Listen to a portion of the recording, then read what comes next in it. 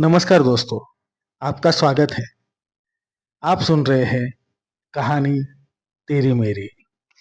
कहानी का शीर्षक है नमक स्वादानुसार। दोस्तों, ये कहानी दर्शाती है कि कैसे हम खुद को बदल सकते हैं परिवार की खुशी के लिए। यही वजह थी जो कभी काजल के साथ उनकी वो अंडरस्टैंडिंग नहीं बन पाई।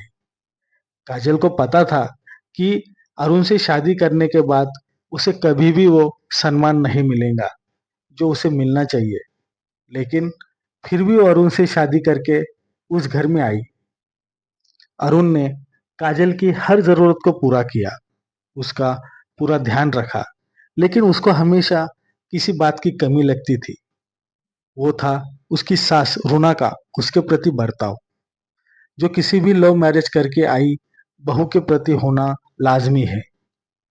रुना पुराने विचारों की थी और नहीं समझती थी कि चाहे लव मैरिज हो या अरेंज, जरूरी है पति पत्नी के बीच तालमेल होना, जो काजल और अरुण के बीच बहुत अच्छा था। दोनों एक दूसरे को बहुत अच्छे से समझते थे और ये सब रूना देखती भी थी और समझती भी थी। लेकिन कहीं न कहीं अरुण का उनकी पसंद के खिलाफ शादी करना उन्हें भाता नहीं था और यही वजह थी जो कभी काजल के साथ उनकी वो अंडरस्टैंडिंग नहीं बन पाई। रूना अपनी सहेली की बेटी से अरुण की शादी करवाना चाहती थी, पर ऐसा हो न सका और अरुण ने काजल को चुन लिया। काजल जो भी खाना बनाती, रूना कभी उसमें नमक ज्यादा तो कभी कम की शिकायत करके उसकी आलोचना करती रहती। एक दिन रूना अपनी उसी सहेली के यहाँ सत्संग पर गई। उसकी बेटी से वो अरुण की शादी करवाना चाहती थी, तो देखा उसकी बेटी घर पर ही थी, तो उसका हालचाल पूछा। जैसे ही ससुराल के बारे में पूछा, तो वो ताल मटोल करके अंदर चली गई।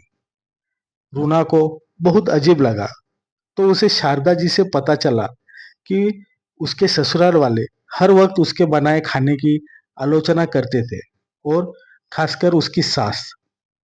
अब रूना जी, आलोचना तो नमक के समान होती है। कम करेंगे तो सामने वाला कभी खुद को सुधारेगा नहीं और ज्यादा करोगे तो वो नाखुश रहेगा।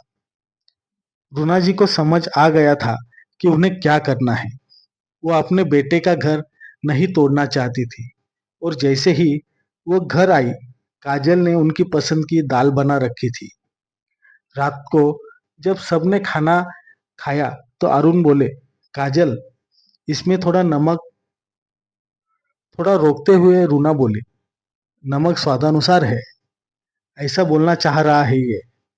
काजल और अरुण ने हैरानी से एक दूसरे की तरफ देखा और रूना जी